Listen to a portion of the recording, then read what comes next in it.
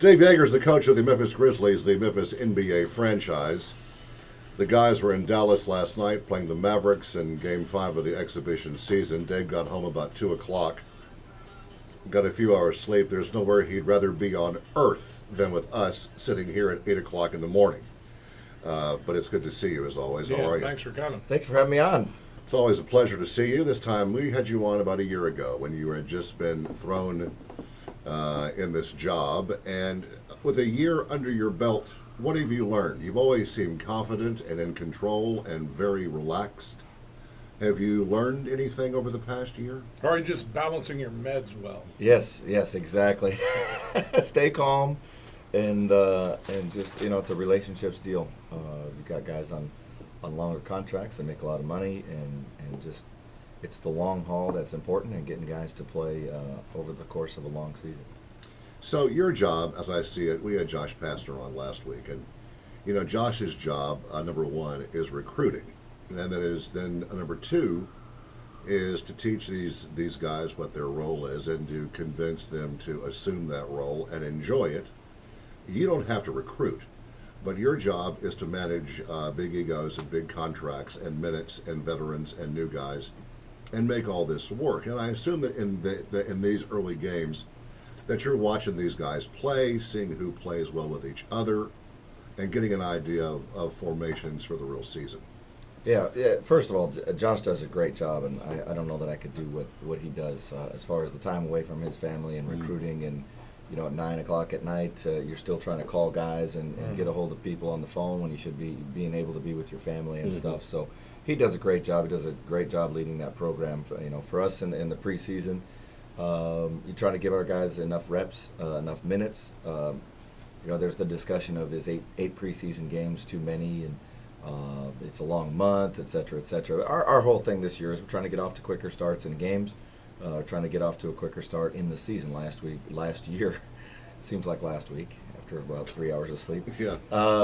We got off to a slow start, and we would get off to slow starts in games, and I think we're 28th best offense in the first quarter, and stuff like that, which is a microcosm for our season. We're never been a team that can turn it on and turn it off, and so we're hoping to have laid a good foundation this month. We had a really good week last week, good practices, had a good performance against a team from Brazil who, it's not an NBA team, but we got our guys out there. They did a professional job. They played well, put up a big lead, and then we got them off the floor. So we've had the opportunity to give our second unit a lot of minutes, which is good. Costa Kufis and Beno Udra, who's he played a little bit in the playoffs last year for us, and John Lure, who's going to play an increased role this season. So Quincy Pondexter's come back.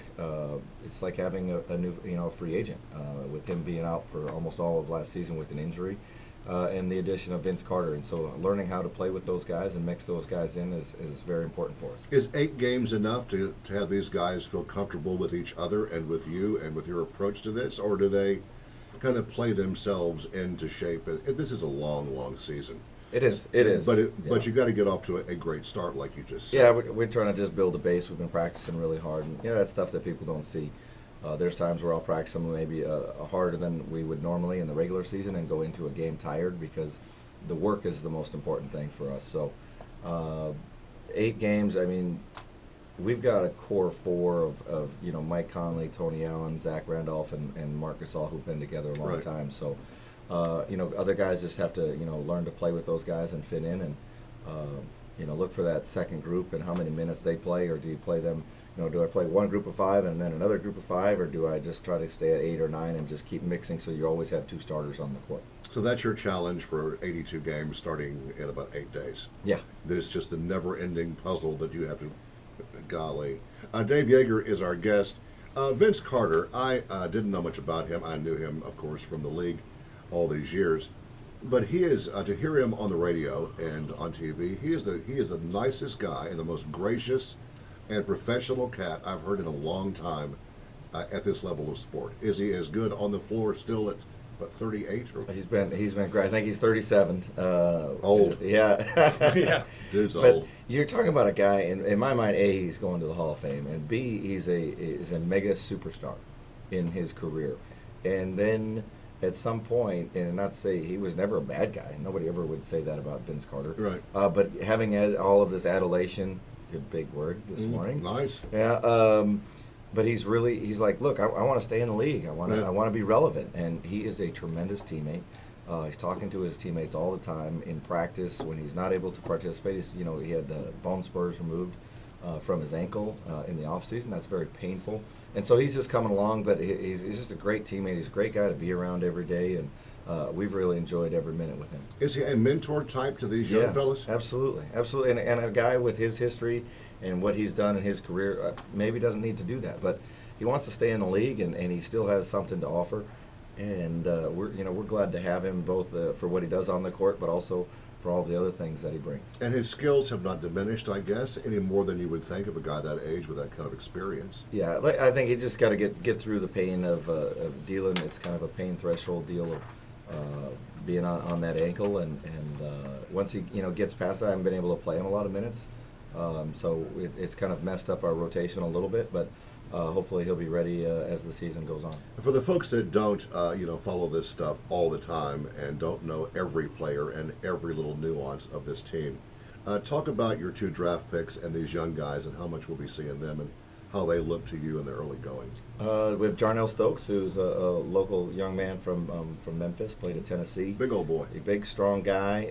He's done a great job, and he wants to be good, and so does Jordan Adams, our other draft pick from UCLA. They want to be good. They're asking questions all the time. That they can be good. Their teammates have really taken them under their wing, which is really a cool thing to see. Yeah. Because they want to be good, and our guys want to help them be good, and they ask a lot of questions. We watch a lot of video individually with them and try to help them and speed up their learning curve. And probably the 2 hardest working rookies that I've seen. From the time that they get drafted through the summer, and then we bring guys in September 1st generally, and they had a great summer. So if they keep working that hard, they're going to get where they want to be. It seems like a really great mix of veteran guys and these new guys, and guys like Vince Carter, and just the guys off the bench. This just seemingly is a really solid outfit. And then you look at this Western Conference, and that I'm sure makes you kind of go, oh my God, here we go again with this nonsense. Kevin Durant is out for a while. That may be an up for us, but this conference is going to always be a challenge for this team. And everybody has their preseason picks and prognostication, what gets tiresome. But with your schedule and all, where do you think that this team fits with all these other teams, OKC and the Clippers and Spurs and all this bunch? And they're all getting older too. But everybody has to. I mean, it's just this game of trying to predict where the Grizzlies will be mid-season, late season, playoffs, all that stuff. Where do you even think about it? Well, you have to. Those are the teams that we face night in and night out. You look at it like a Dallas team last night. They're very difficult for us to guard. Teams that we're not greatly athletic, and we play a different way. We play, play in through the inside, and we got to keep games close and try to win in the last 5 minutes. And you try to do that against teams that are spreading you out around the floor, shooting a lot of 3-pointers, getting up and down the floor, getting easy baskets, and we have to get good starts in games and keep games close as long as possible, and go down inside and finish games with Mike and Mark and Zach just leading, like every other leading the way. Yeah. So you look at it and you say, I would say, the top 5 teams in the West would probably be. San Antonio 1, Oklahoma City 2, Dallas would be 3. Golden State is extremely talented. Houston won 56 games last year. Mm-hmm. So I think they've got us at 48.5 wins. I think that's pretty accurate. I don't know if that's going to get you in or not. I think we're going to have to do a little bit better than that. I think Marc Gasol looks fantastic. Absolutely. His hair's body very looks short. Great. Yes. His hair's gone. New father. We've got guys getting married and having kids and starting families and good. Doing those things. And our guys really like each other. We have great chemistry. So we got to just keep plugging away. We got to have to, like we did last year, keep getting better throughout the season. And hope to prevent injuries, Stay which away is from the bane of your injuries. existence. Yeah. Yeah. But these guys all do seem to be, friends on and off the court, and they like each other. And these young guys have a great promise. Chemistry's important, yeah. For That sure. is that's probably what the NBA is all about, is how these guys work together and respect each other and do it as a team. Well, you always hear that thing of, well, I don't have to like a guy to work with him. And I just, we spend so much time together, airplanes, Yeah. hotels, on the road, buses, practice, and we spend more time with each other than we do with our families. I think you do need to like each other. Yes. You know. Coach Joerger is our guest. What do you make of the recent discussions, and they are perhaps just discussions, about shorter games and a shortened season in the NBA? Is there any substance to that in the future, or is it just people talking about stuff to talk about? I think we're always trying to make our game better, but when you look at doing whatever the right thing is, I think most people know what that is. But I think when you look at cutting the number of games down, and you ask any player, coach, or management, or official if they'd like to make less money, they're going to say no. So that's that's the end of the discussion. That's it. There is no discussion. Money talks. So Every game must generate, just so much money for the home team and the away team and the concessions and all that. So you start, with this revenue cutting talk and nah. Yeah, I don't see it. I don't see it happening. Well, good. We'll just keep playing 82 games and, You guys can and have- just wear your You asses can have out. 3 weeks off over the summer and then get right back to it. Yeah, this doesn't ever seem to be much of an off season. No. I mean, it's over, then the playoffs go on forever, then you're off for a few months, and now we're back at it again, and it just came to a conclusion, it seems like. Well, our league is doing really well, and our game, our product is good. People enjoy watching it, and can we do some things better? Yeah, but that's why they're exploring some things and trying to figure out can we keep the games somehow at 2 hours, which is what you're talking about, maybe possibly shortening the games and what people's attention span is and stuff like that. What does it do for the players? Right. Longevity and does it keep the better players out there? It's only a 5-person game. Right. All these things, and they're looking at that. Our game is in great shape, and but our league is progressive in looking at how we can get better. Adam Silver is a sharp guy, and he seems to have it by the... Really good guy. And compared to what the NFL has been going through, the NBA is a shining star of, class acts, because the NFL has had their share of ugly stories this year. Well, unfortunately, in a deal like that, which is not any place to comment, but what I will say is they do have a high number of people. If you say that there's a bad apple in whatever percent it is, it's probably the same across any Exactly. any business or team. Maybe we have fewer of them, but the lesson for us is let's get out in front of that stuff. Let's make sure what's going on with our teams, that our guys are educated and taking care of their business and being professional and doing it right off the floor. And still, there's going to be mistakes made, but be forthcoming and deal with stuff maybe a little bit quicker. Everybody seems to be prepared for the season. The excitement is building up. The World Series is tonight. That's all over with. Then the NBA season kicks off. So it just never stops. We thank you a lot for coming to see us. As always, we enjoy your company. And I know you're tired. So I guess you're going to go home and just crash all day?